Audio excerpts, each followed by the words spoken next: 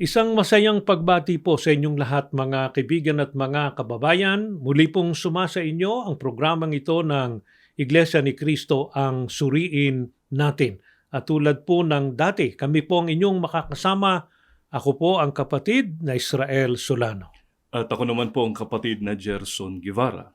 Mga kaibigan at mga kababayan, sa pagkakataong ito ay susuriin po natin ang pinatutunayan po ng Biblia na mga tunay na kumikilala at kinikilala po ng ating Panginoong Hesukristo. Kasi nga, kapatid na Jason, naging karaniwang paniniwala ng marami na sapat na raw na kumilala o sumampalataya sa ating Panginoong Hesukristo, makabilang sa tinatawag na mga Christians, kinikilala na raw ng ating Panginoong Hesukristo. Kailangan po suriin at pag-aralan natin kasi hindi po yan ang katotohanang itinuturo po ng Biblia o ng banal na kasulatan. Kaya sana makasama namin kayo sa ating gagawing pagsusuri. Simulan na natin, kapatid na Gerson. Sino ba ang mga tao na bagaman kumikilala sa ating Panginoong Hesukristo, subalit hindi naman kinikilala ng ating Panginoong Hesukristo?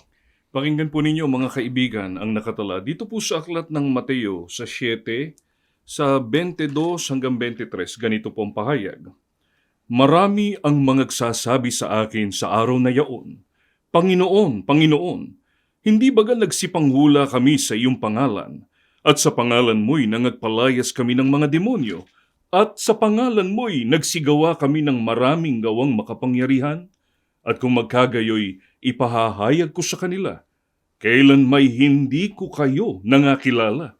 Magsilayo kayo sa akin, kayong manggagawa ng katampalasanan.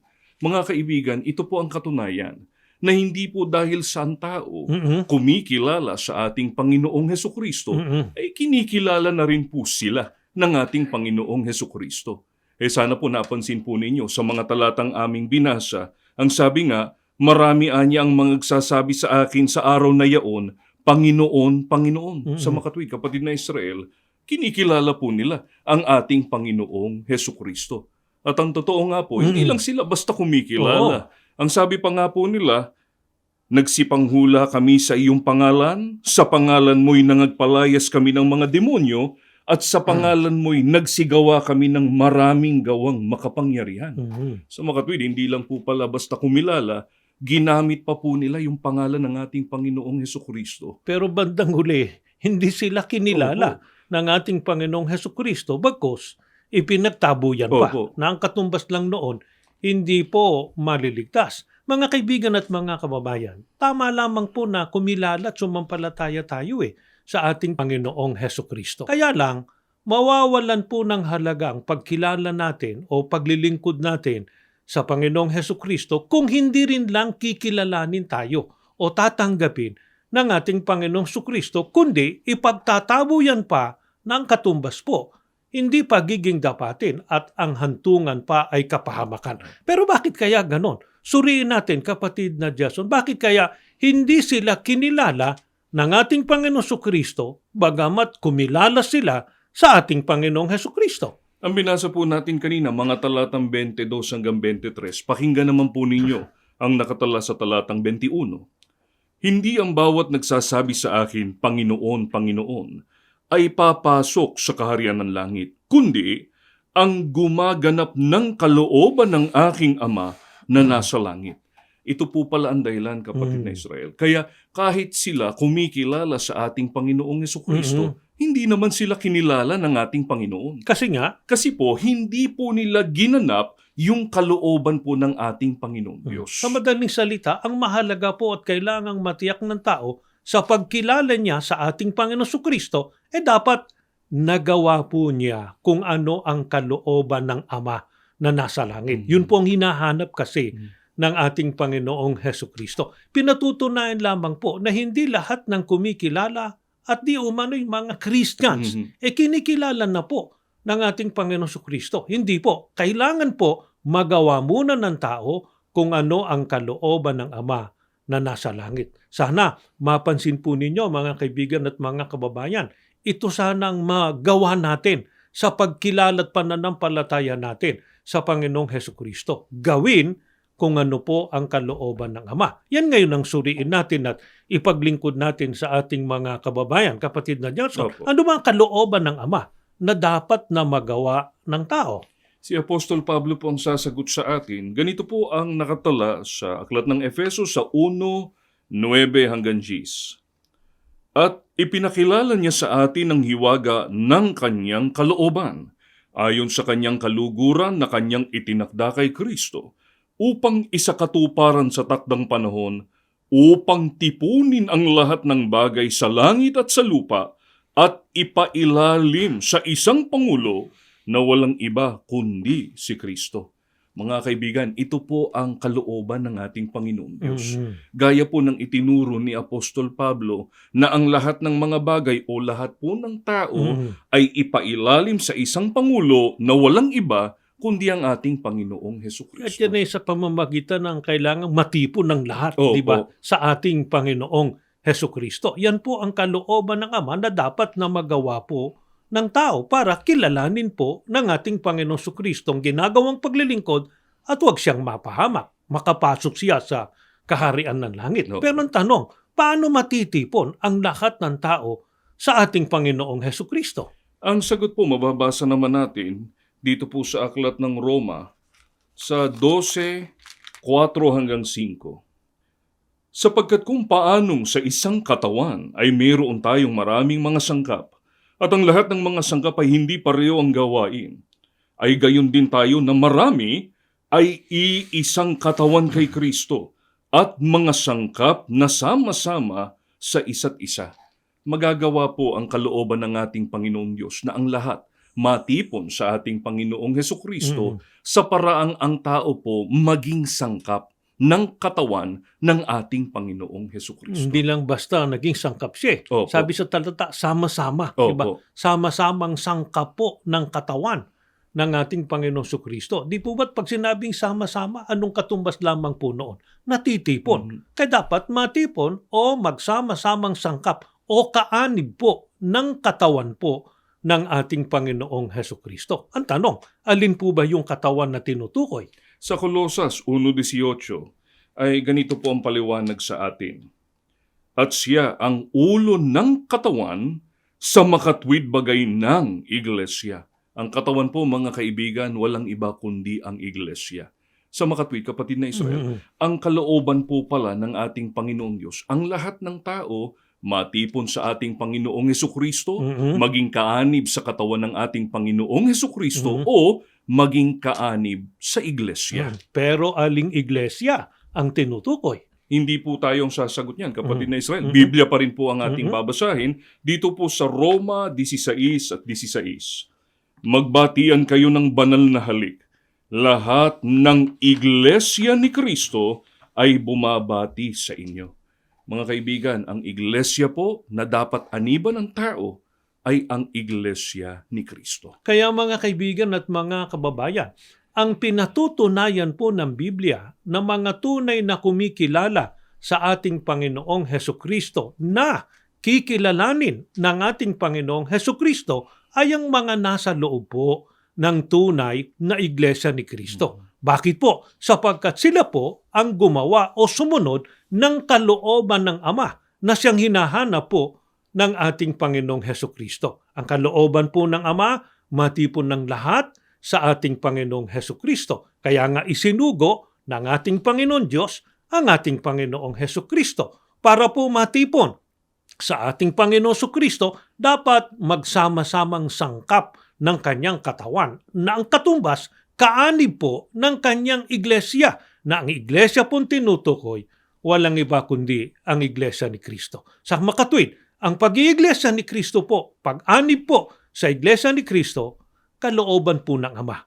Kaya ito po ang aming inihahayag sa inyo. Ito rin pong dahilan kaya kami nag-iglesia ni Kristo, sapagkat ito po ang kalooban ng Ama na dapat nating gawin para kilalanin tayo ng ating Panginoong Hesukristo. Suriin pa natin, kapatid na Gerson, dahil sa kahalagaan ng Iglesia ni Kristo, ano ang ipinag-utos ng ating Panginoong Hesukristong dapat gawin ng tao para siya maligtas? Ganito po ang mababasa natin sa aklat po ng Juan sa G7 at 9. Ang babasahin po natin, Bibliang English, Revised English Bible. Ganito po ang ating matutunghayan sa wikang Filipino na po. Kaya muling nagsalita si Jesus, buong katotohanan sinasabi ko sa inyo, ako ang pintuan ng kulungan ng mga tupa. Ako ang pintuan. Sino man na pumasok sa loob ng kawan sa pamamagitan ko ay maliligtas. Mga kaibigan, na nagsasalita po rito ay ang ating Panginoong Hesukristo. Ang utos po ng ating Panginoong Hesukristo, ang sabi niya, ako ang pintuan, sino man na pumasok sa loob ng kawan sa pamamagitan ko ay maliligtas.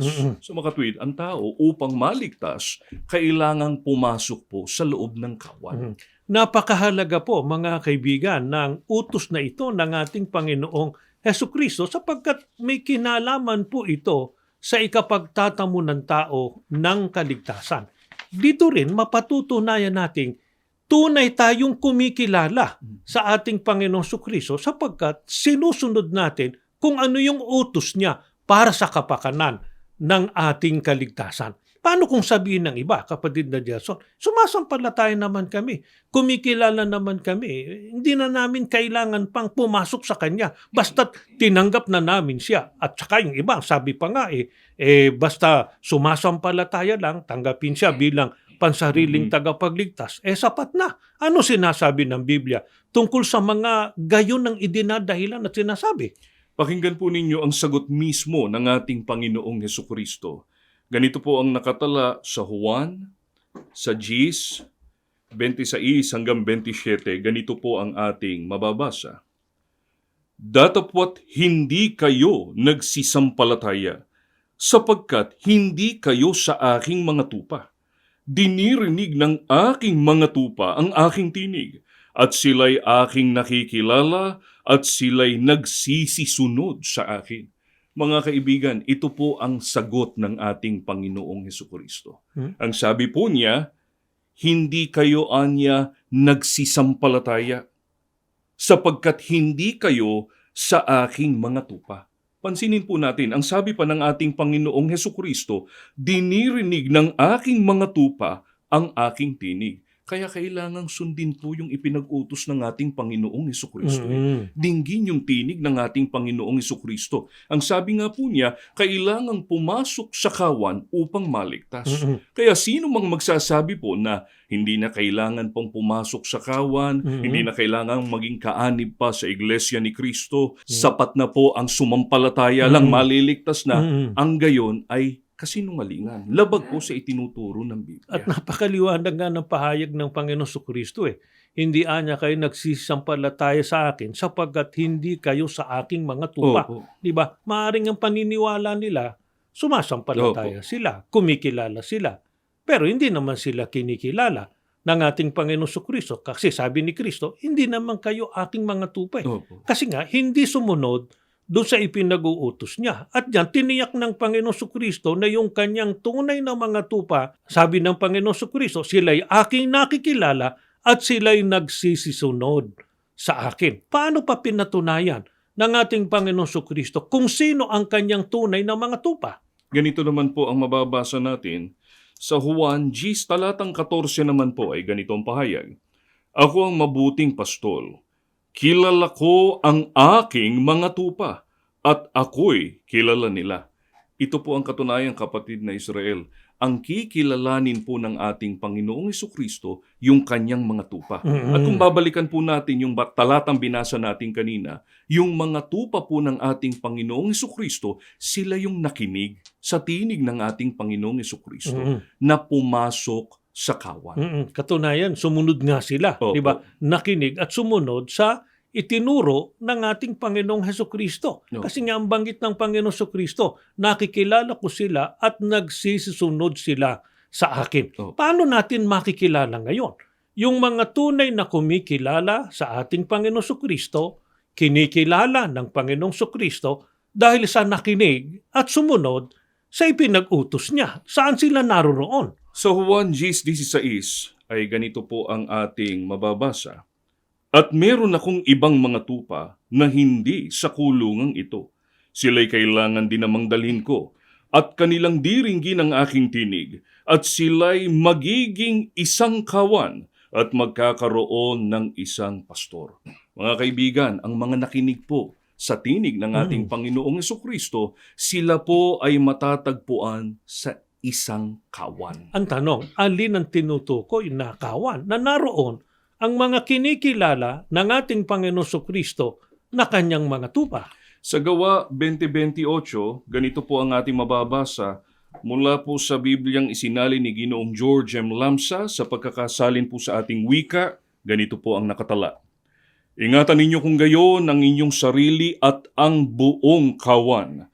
Narito'y hinirang kayo ng Espiritu Santo ng mga katiwala upang pakanin ang Iglesia ni Kristo na binili niya ng kanyang dugo.